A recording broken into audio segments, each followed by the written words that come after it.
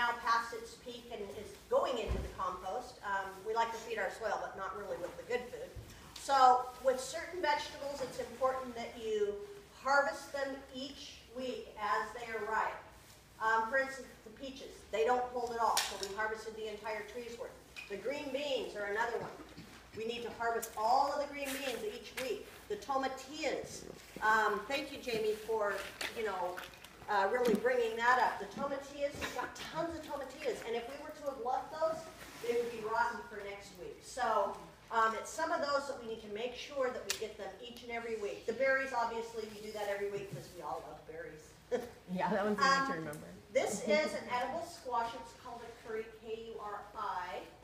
And you wait until the vines die completely and then the skin hardens before you harvest it. It's okay, this will be edible, but the way that you check that is you put your thumbnail into it, and you can see, I'm going to pass it around, put your thumbnail into it, and you can see if it makes a mark easily.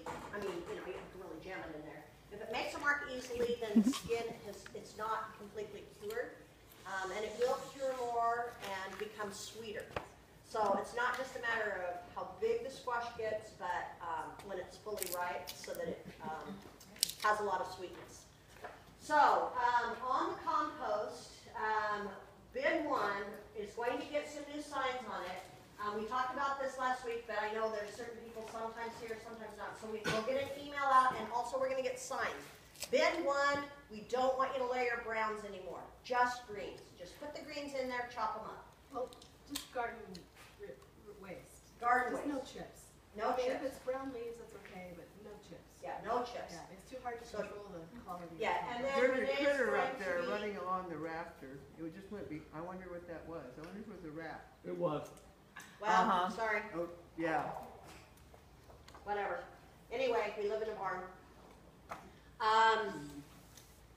So just put the greens, well, just the garden waste there. If it's dried, that's fine, but no chips, and then she will layer it as we go.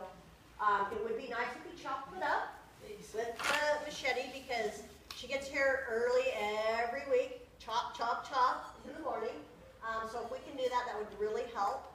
But we are getting some really nice compost out of there, so keep up the good work.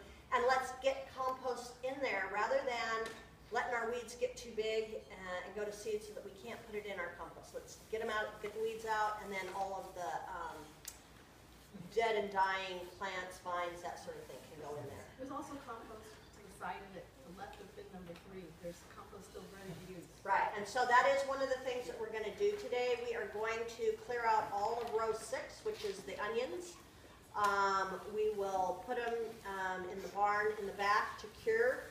And we're not going to put them on the shelves. We'll just put them in boxes back here, but I want them in the back so that the event tonight, the barn's all cleaned out. And then we'll share them out Saturday and then again next Tuesday. The leadership group met last week, and we talked about where we are with our crop families, and one of the plans was to have each crop family talk about their crop during a lesson, and the solanaceous team has done that quite a bit. The compost team has done that quite a bit. We need to get our next volunteer. So we have got, let's see, we've got the rose and blueberry family, so that would be Lucy, Joanne, and Kirby could present one week, and then we've got the carrot and celery and sunflower Aster AC family, so that would be Joanne, Abby, Randy, Bev could probably present. So be thinking about which week you'd like to do.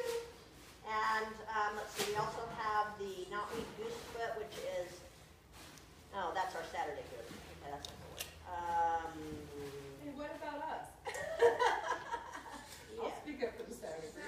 Well, Saturday group, yeah. You know what? If you would like to come on a Tuesday and do it, or videotape on a Saturday. I'll videotape you sure. Videotape on a Saturday about your crop. That would be perfect. And then send it to us.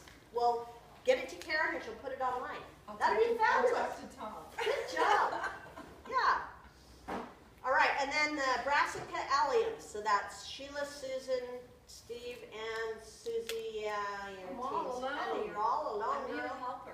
You know what? Well, we'll get Lisa and Beck, yeah. She So, comes on Saturdays mostly now. so does somebody want to volunteer for next week? Eeny, meeny, miny, moe.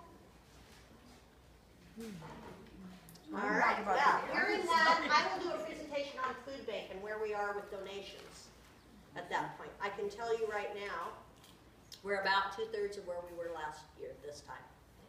So, Why do you part of think it, that is? part of it is the zucchini crop was not as robust. We have a bigger group, so we're taking more food. Yeah, I don't know, but it's okay. We've still given a lot of food. So, but I will go through some numbers with that next week. All right, so on task today is